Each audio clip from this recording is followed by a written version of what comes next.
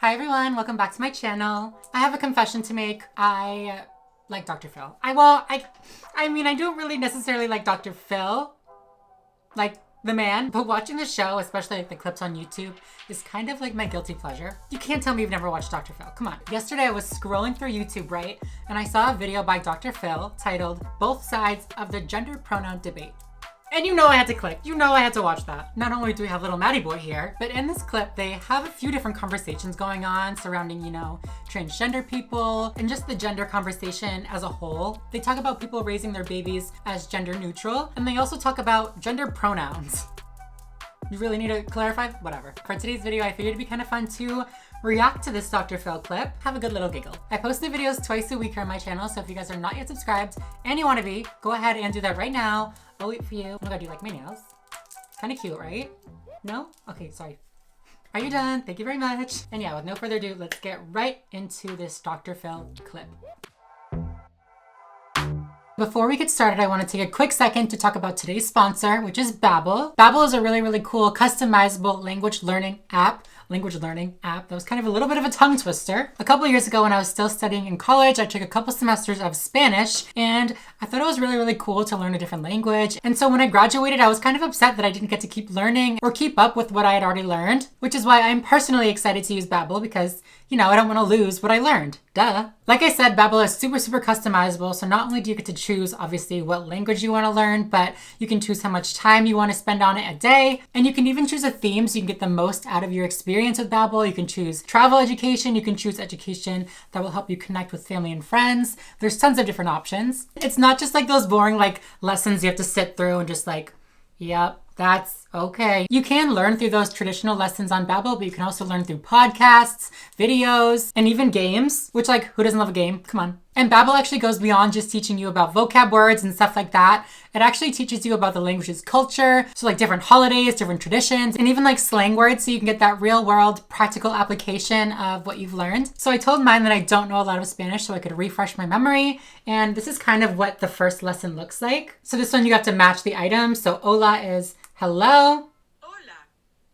And then it reads it back to you. How cute. Another one, sí, which is Sí. sí, yes. Gracias is thank you. Oh my god, I'm learning so much already. If you're interested in learning a new language, maybe for a New Year's resolution, definitely check out my link below and you can get 65% off of your subscription. 65% off? You're welcome. Thank you so much, Babbel, for sponsoring today's video. And now let's get into it. I just saw some of these comments. This is not good. Matt was the only guest who brought facts and logic to the table. Everyone else brought nothing but childish and emotional arguments, even the expert. Good show, Dr. Phil. As much as I like watching some of these clips on Dr. Phil, he always has such a conservative take. He always has such a conservative viewpoint on anything, literally anything. I remember watching videos of people talking about how somebody smoked weed and he would be like, so you're doing dope now, are ya? You can't just call weed dope. But I mean, it is titled Both Sides of the Gender Debate, so I'm hoping that Dr. Phil will be a good little mediator. Hopefully this will be a good, productive discussion. Many people think gender pronouns are exclusive to the LGBTQ plus community, but that's a misconception, true? Yeah. Well, everybody has pronouns. You may use he and him as your pronouns, right? I use they and them as my pronouns. We all may have a certain gender pronoun too, but I think it's important for people to understand that for trans and non-binary people, we often change our pronouns to reflect who we are when we come out and be who we are. I mean, he's not wrong. That is a misconception that people have. People may introduce themselves hey, I'm Samantha, I go by she, her. What are your pronouns? Or what do you go by? They're well, I don't have any pronouns. You do. Did you not learn about pronouns back in elementary school? I definitely learned about it.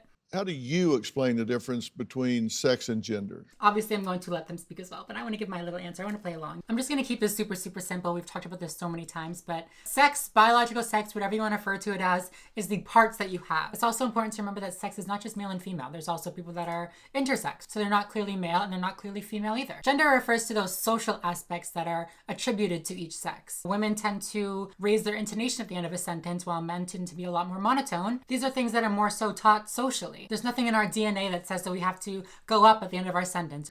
I consider sex to be our biological makeup. Our chromosomes, our hormones, our genitals is a biological makeup. But our gender is more of an internal sense. So think of it like this. Sex is what's between the legs, and gender is what's between the ears, right? It's how we see ourselves on the inside. First of all, these two people seem so sweet. Love them. Shout out to you too. See, I think that this is a little bit confusing for a lot of people.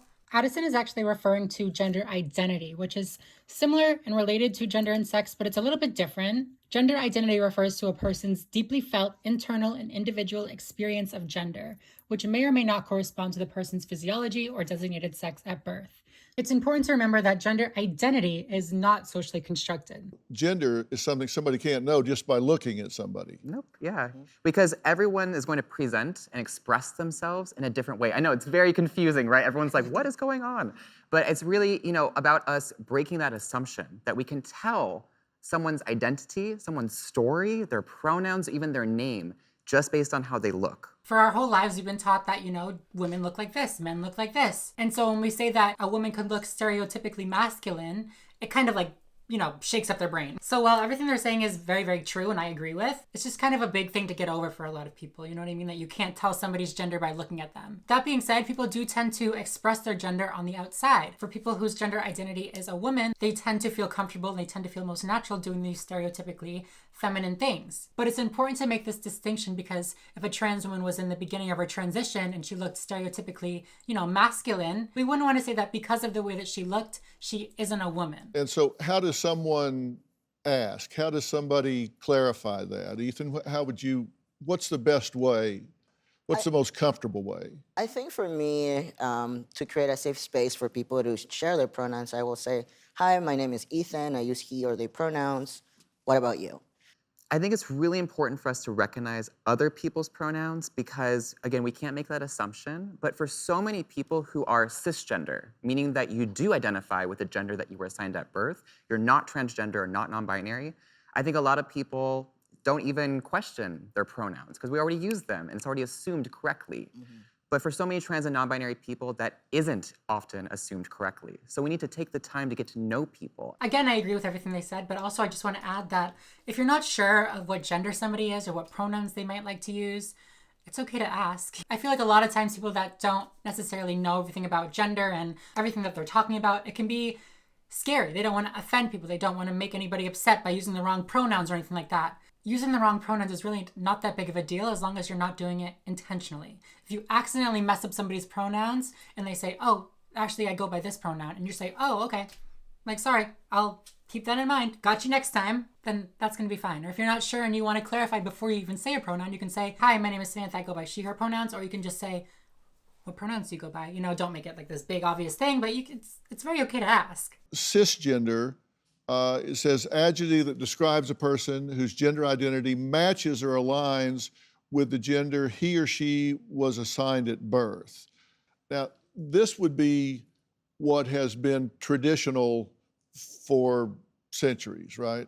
I get what he's trying to say here, that it's, traditional for centuries, blah, blah, blah, but when you say things like that, you're kind of erasing all the trans people that have come before. Trans people are not this new thing. Non-binary people are not this new thing that just came out in the last 5 years. It's just we may not have been this mainstream. You know what I'm saying? People just may not have necessarily known about us before. But these other identities have been acknowledged in different cultures for a very, very long time. Here are a few examples. I'll put them up right here. You're saying that there should be no construct of gender, just sex. You're either male or female. Right. And someone feeling in a mental, emotional way that they don't identify with the sex that they have been biologically created as and assigned at birth based on their genitalia. If they don't feel that way, that there's no construct that describes that, experiences that. Dr. Phil just struggled so hard. He's like, well, if you identify and then you don't identify and you are born with the penis. And basically, to sum up Matt's point of view, he's a biological essentialist. Meaning, if you have a penis, you're a man and you can never change that. Or if you have a vagina, you're a woman and you can never change that. Basically, there's no such thing as gender, it's just sex. Which, okay, that's definitely a theory that was explored 60 years ago and then retired. I mentioned this in literally all my videos, but it's just not accurate anymore. Many, many different communities, medical, scientific, academic, all these different places recognize the difference between gender and sex. So I just don't get why he's still going on about it, but okay. Well, that's got nothing to do with the reality. So you can feel however you want. I could sit here and say that I feel like a tomato plant, but That doesn't mean that I'm actually in those things. So your self-perception, you can have whatever self-perception you want, but you can't expect me to take part in that self-perception or to take part in this kind of charade, this theatrical production. Literally nobody cares. Nobody cares. If you want to say that I'm a he, good for you. Good luck with that. You don't get your own pronouns, just like you don't get your own prepositions or your own adjectives. You don't get your own pronouns. Who's gonna tell him? Who's gonna tell him that you do get your own pronouns? You don't get special pronouns. I want some of those. You can have some too. There's enough pronouns to go around. You know, it's like if I were to tell you, my adjectives are handsome and brilliant. Whenever you're talking about me, you have to describe me as handsome and brilliant because that's how I identify. It makes no sense. You don't get your own pronouns. That's grammar, that's language. Okay, but adjectives are not pronouns. And also, I won't go there. I'm not gonna comment. Let's just think about what pronouns are used for, okay? Nobody uses a pronoun to refer to what your biology is. If you were to go around and try to point me out somewhere and be like, oh, it's him over there, him, nobody's gonna know you're talking about me. That's why I hate when people are like, well, pronouns refer to, biology. It's a biological pronoun. No, it's not. So you think it's a delusion? Yeah, I think it's delusion. It could be a mental illness. It could be it's a lot of different things. With children, there's also just a basic confusion that all kids have. When a 4-year-old boy comes to you and says, "Oh, I'm a girl," here's a good follow-up question. What is a girl? He will tell you what he really means is that he wants to do some of the things that girls do, like play with the dollhouse, or he likes the color pink. That's fine. Play with the dollhouse, but you're still a boy. My question is where'd you get this information? You're just making this up. You're just assuming that that's what that kid would say. You know what they say about assuming makes an ass out of you, Matt Walsh. Not me. I don't assume. And I guarantee that a boy playing with a dollhouse or dolls is not something that you would approve of. That's a question I would like to throw out to other members of the panel, actually, because just like the 4-year-old can't answer what is a girl, well, this is one of the problems with this left-wing gender ideology is that no one who espouses it can even tell you what these words mean. It's like, what is a woman? Well, can you tell me what a woman is? What's a woman? Gotcha! He thinks he's so smart. You can't even define a woman. Woman is the gender that is typically associated with the female sex. That's it. No, I can't. Because it's not for me to say. Womanhood looks different for everybody. I feel like these people might be a little bit taken off guard by this question. I feel like they're more so interpreting the question as what does womanhood mean to you? What does it mean to you to be a woman? Which I mean, they're right. Being a woman is a different experience for everybody. This is why it's super important that we differentiate between gender and gender identity, because then they wouldn't have gotten caught in this little awkward situation where you have to define your gender identity opposed to the question of what is a woman, which is pretty easily answerable. What do you define a woman as? An adult human female. And what does a female mean? Well, how that's do you define a female? someone with female reproductive organs. Okay. Someone who's, here's the thing, when you're female, it goes right down to your bones, your DNA. So that's why if someone dies, we could dig up their bones 100 years from now. We have no idea what they believed in their head, but we can tell what sex they were because it's ingrained in every fiber of their being. Interesting. So I don't give a fuck. They can dig me up in 25 million years and say I'm a man. I'm dead. I don't care. Call me a man. You call me a man anyways, I'll be fine. You know what I'll do? I'll leave a letter. I'll let them know I am a trans woman. That's what I'll do. Problem solved. what happens if we have maybe someone who is female, maybe doesn't have the ability to reproduce? Maybe doesn't have those organs that you're talking about that are reproductive organs. I have answered the question. You stood up here and said trans women are women. Yes. Tell me what you mean. What is a woman? He backed away from that question so hard. He said, I don't have an answer for that one. What's a woman? That's all they can ever say. Just as Ethan explained, I cannot define because I am not But myself. you used the word, so what did you mean when you said trans women are women if you don't know what it means? Right? So here's the thing. So I do not define what a woman is because I do not identify as a woman. Womanhood is something that is an umbrella term. It includes people That describes what? people who identify as a woman. Identify as what? As a woman. What is that? Was to each their own. Okay. Each woman, each man, each person is going to have a different relation with their own gender identity and define it differently. That doesn't- and so I'm not trans asking for women are women too. Okay. Yes, I love that they're all clapping at their response. I'm surprised. Honestly, I'm surprised that this Dr. Phil audience supporting these trans people instead of the conservatives' standpoint. I think it's because Matt just comes off as totally unhinged. But you Listen, won't even listen, tell me you what wanna the word reduce- means, though. So you that's want to the reduce problem. women, you want to reduce men down to maybe just their genetics, our genitals, No. our chromosomes, right? That's what you're What saying. you want to that do is that's what we what are you at the end of the what you day. want to do is appropriate women. You want to appropriate womanhood Okay. and turn it into basically a costume that could be worn. I'm just as much of a woman. As soon as I wake up in the morning, my hair in a bun, no makeup, nothing like that. Still a woman. Sorry. I think the problem here might be that Matt doesn't really understand that women, think and have thoughts and are people. He just thinks of them as a physical vessel. There's the extreme approach that you are admittedly taking. And then there's also just ordinary people that might not be comfortable with the language change. And it just is awkward. And so they're afraid of not being courteous or being accepting. So there's these two things. There's actually combating and not being, you don't like transgender, the idea of transgender. That's different than pronouns. But then just for most people, it's just feeling a little bit awkward and unsure and not wanting to hurt or offend somebody. I fully agree. I think that most people, they don't really care if somebody's trans or if they want to use a they pronoun or something like that.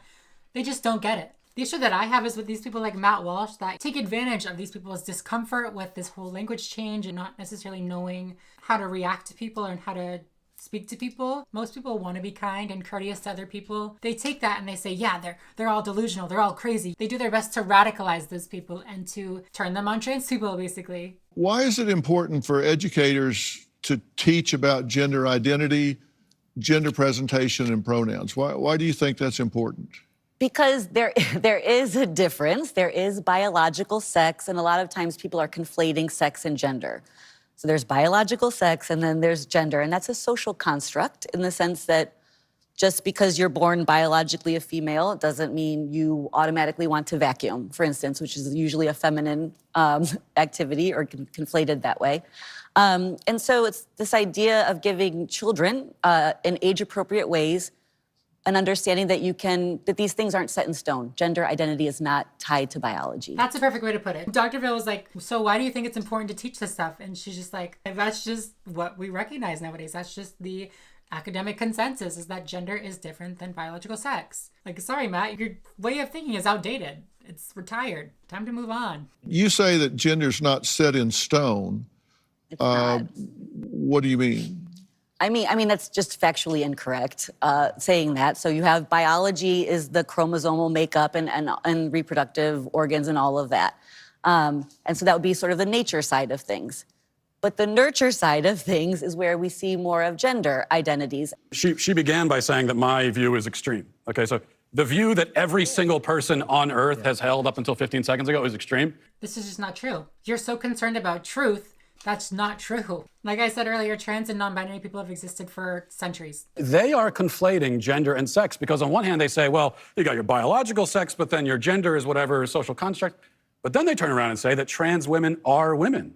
So a man who identifies with the gender, the social construct of womanhood, actually is a woman. So if you can laugh all you want, but this is a logical problem. You are conflating sex and gender. I love that everybody's just laughing at him. There's biological sex, and then there is gender identity. Part of me wants to ask why you care so much, because it's really not that big of a deal. Can I answer that? I'd love to answer that question. I care about the truth.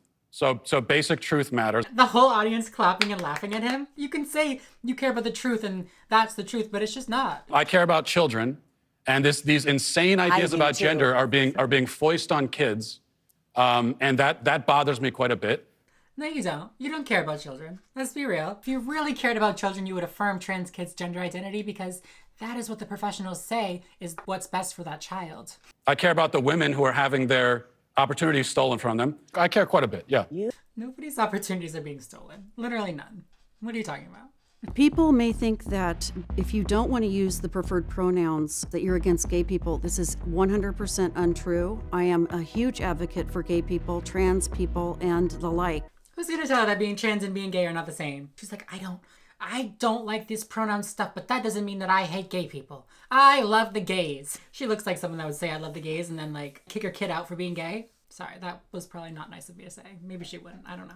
But she probably would be like, you need to wait till you're 18 to make that decision. I learned that the teachers in my children's school were asking for the kids' preferred pronouns in the classroom. When I heard about this, it was extremely upsetting. Why? Why is that upsetting? Okay, your kids might not be trans, they might just be cool with the pronouns that they were born with. That's fine. They can just say that their pronouns are he, him. It's not like they're okay, well, you should really go by they, them. I think that they, them kind of suits you more. Last year, my son was given a homework assignment. I gave an example of a child not identifying with the gender that they're born with. This is an example of a homework that was given to my 8-year-old son.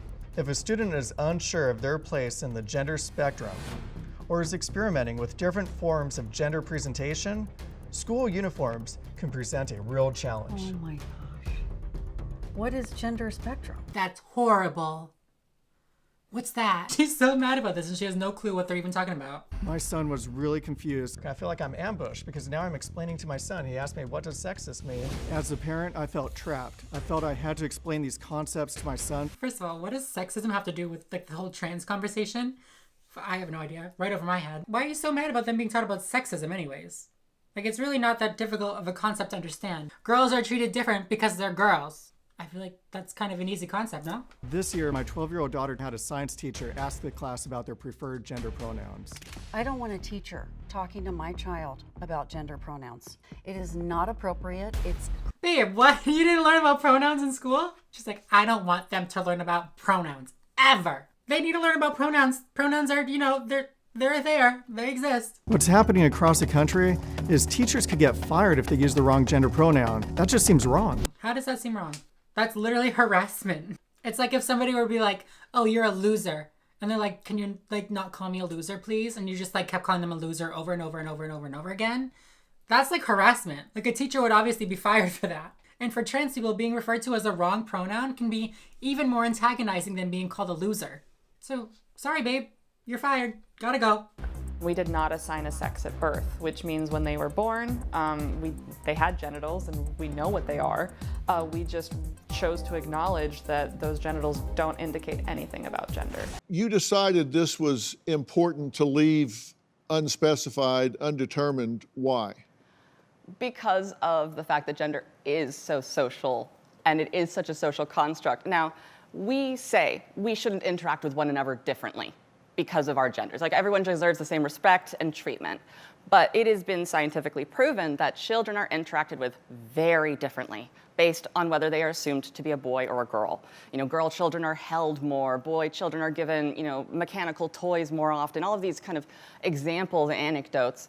And I felt it was important for Sparrow to get the chance to figure themselves out without all of that pressure, intervention, and programming. Raising your kids non-binary. I understand why they would do this. It is definitely true that young boys and young girls are treated very, very differently. They're socialized differently. I just personally going through school, being a little boy that was a little bit more feminine, I was bullied. I'm not really sure if the benefits of being raised gender neutral would outweigh the cons of, going through school and people asking you every day, are you a boy or a girl? That's just something that I would really have to consider. Most people that are born will grow up to identify with the sex that they are born. So it's just is it really necessary? But I mean, this parent does seem like a very, very good parent, and I'm sure that they would be there for their child, just judging off the amount of thought that they put into raising their child. So I think that they'll be fine, and I definitely respect that this is, their child. They can do whatever they want. Arlo, you mentioned that you don't have your child discussing pronouns or figuring out their pronouns yet. And yet in school, our kids are being asked what their pronoun is. I'm confused about how that works. And then there's always this fluidity right around what pronoun you are each day. So it's constantly changing. How confusing. I think For what it is. kids. Oh, sorry. I think what it is that I sympathize with the hurt and distress that I sense from you all.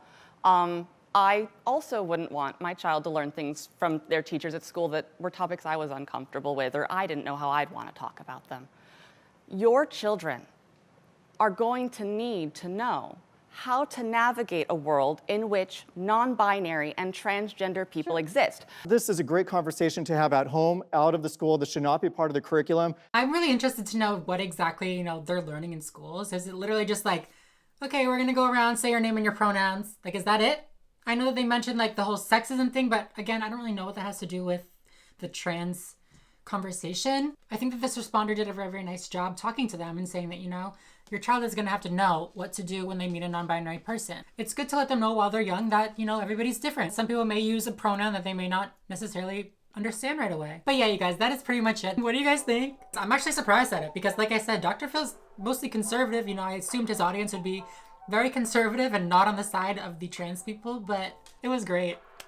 Absolutely loved it. Just put like a little haha in the comments if you also would have laughed Matt off the stage. Tomato, tomato, tomato. Be sure to check out some of my other videos. And yeah, other than that, I think I'm going to go. So thank you all so much for watching, and I will see you in the next video. What is this? The next video. Bye everyone.